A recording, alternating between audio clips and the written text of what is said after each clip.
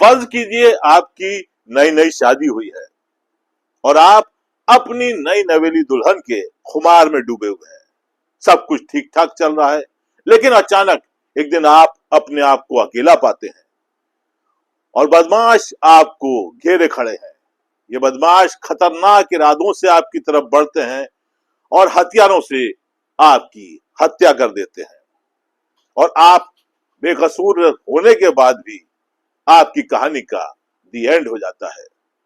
यदि आप इस तरीके की वारदात से बचना चाहते हैं तो आज का हमारा ये एपिसोड जरूर देखिए।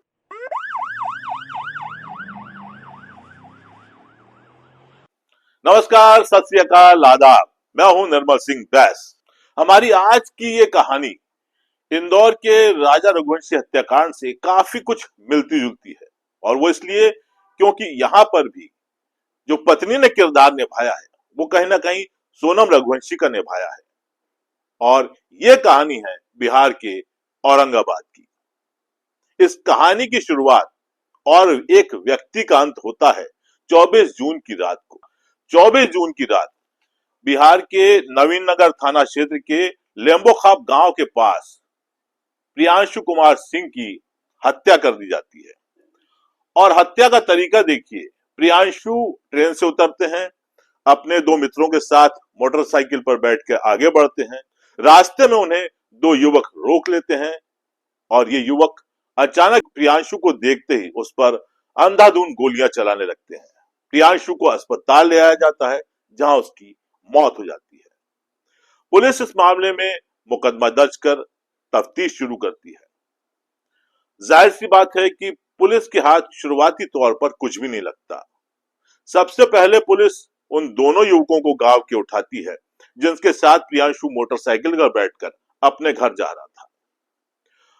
पुलिस तफ्तीश में गहराई से पूछताछ के बावजूद ये दोनों युवक पुलिस को कुछ खास जानकारी नहीं दे पाते हैं।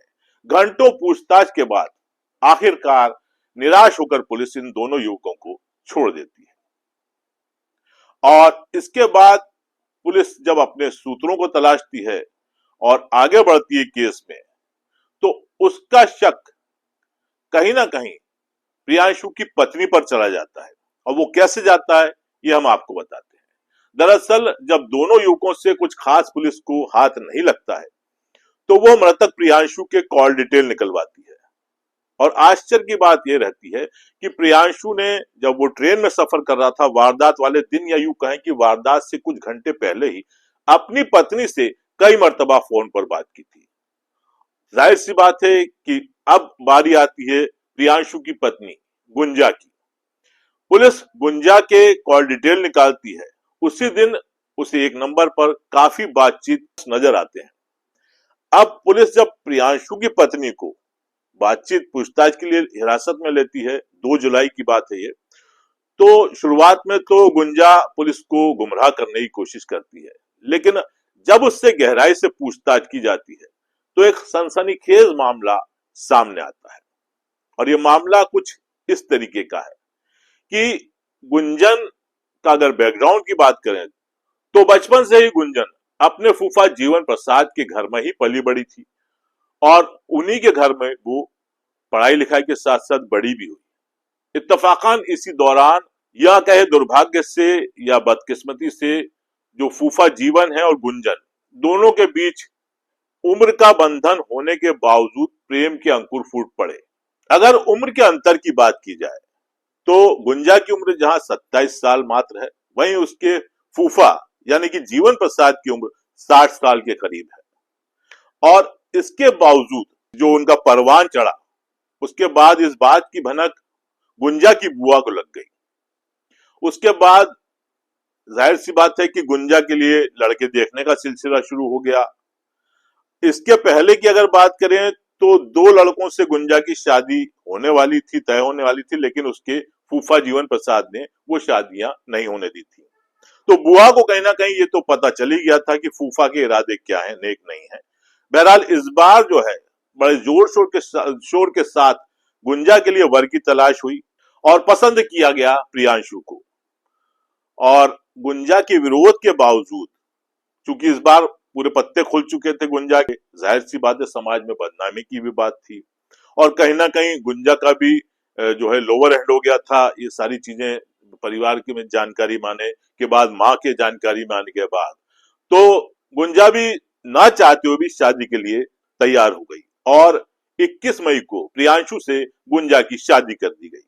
अब मजे की बात देखिए कि गुंजा ने जो पुलिस को बताया उसके मुताबिक वरमला के दौरान ही गुंजा ने तय कर लिया था कि वो प्रियांशु का कत्ल करवा देगी और उसके बाद अपने फूफा जीवन प्रसाद के साथ रहेगी। बहरहाल शादी के बाद, क्योंकि बहुत ज्यादा 1 महीने से भी ज्यादा 1-2 दिन का ही वक्त गुजरा होगा, फिर प्रियांशु की हत्या हुई। बहरहाल इस दौरान गुंजा अपने मायके में भी रहे, अपनी जीजा के घर भी गई और बार बार वो फूफा से यही कहती थी कि किसी तरीके से प्रियांशु को रास्ते से हटाओ।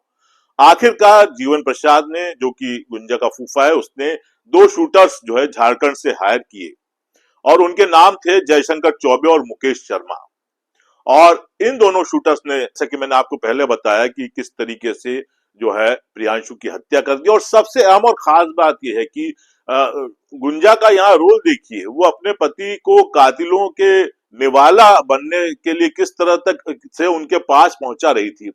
प्रियांशु से बार बार गुंजा उसकी लोकेशन पूछती जा रही थी और दूसरे फोन से जो है वो शूटर्स को उसकी लोकेशन देती जा रही थी। यही वजह थी कि सही समय पे माहौल देख के, सही माहौल देख के, इलाका देख के दोनों शूटर्स ने उसकी हत्या कर दी थी। वारदात के बाद जो है फूफा जीवन प्रसाद फरार हो गया था, जिसको बाद में पुलिस ने सवाई माधोपुर की एक होटल से गिरफ्तार कर लिया, जहां वो फर्जी आईडी के साथ ठहरा था। और बताया जाता है कि जो जीवन प्रसाद है वो डाल्टनगंज का एक बड़ा जो है ट्रांसपोर्ट कारोबारी है, कई बसें उसकी चलती हैं। बावजूद इसके भतीजी के फेर में आकर, या यूं कहें कि भतीजी ने फूफा के फेर में आके, या यूं कहें कि दोनों ने जो एक तरीके से अवैध संबंध भी कहे जा सकते हैं या बेमेल मोहब्बत भी कही जा सकती है, उसमें आके मासूम प्रियांशु की जान ले ली। और अगर गिरफ्तारी की बात की जाए तो पुलिस अब तक इस मामले के शूटर समेत सभी आरोपियों को गिरफ्तार कर चुकी है। इस कहानी की शिक्षा की अगर बात की जाए, इस कहानी से मिलने वाली शिक्षा की अगर बात की जाए, तो गुंजा को या तो शादी ही नहीं करना थी, या उसने शादी कर भी ली तो फिर अपने फूफा जीवन कुमार को भूल जाना चाहिए था। क्योंकि 7 बंधों का जो बंधन उसने अपने पति के साथ 7 फेरे लेकर बांधा था, उसको उसे निभाना था। इस तरीके से गद्दारी नहीं करना चाहिए थी। क्योंकि जाहिर सी बात है, अगर उम्र की भी बात करें तो गुंजा की 27 साल की उम्र थी और उसके फूफा की 60 साल के होने को आ गए। अब आप खुद फर्ज करें कि प्यार का ये खुमार कहां जाके उतरेगा। अब जाहिर सी बात है जेल जाएंगे दोनों, और 20-20 साल के बाद भी अगर बाहर निकलेंगे तो गुंजा 50 साल की हो जाएगी और जीवन लाल 80 साल के हो जाएंगे। तो बेमेल चीजों से हमेशा युवाओं को बचना चाहिए। और अगर उन युवकों की बात करें, मैं सब युवतियों के लिए नहीं कह रहा हूं, लेकिन उन युवकों की बात करें जो शादी करने जा रहे हैं, तो जाहिर सी बात है उन्हें भी युवती के बारे में पूरे मालूमात कर लेना चाहिए। उससे हो सके तो अकेले में बात करके ये पता लगाने की कोशिश करना चाहिए, किसी मजबूरी वश वो शादी नहीं कर रही है। क्योंकि यदि अच्छे से मुझे लगता है कि कोई किसी से बात करे तो युवती शायद अपने मन की बात बता भी सकती है। और अगर बचना है तो मूल सिद्धांत, जैसा कि मैं आपको बताता हूं, वो तो है ही कि सावधान रहें, सतर्क रहें और अलाव बजाव से बच के रहें। जाते जाते आपसे यही कहूंगा, जो निवेदन मैं आपसे करता हूं कि मेरे चैनल को सब्सक्राइब करें, लाइक करें और कमेंट करें। जय भारत, जय हिंद, नमस्कार।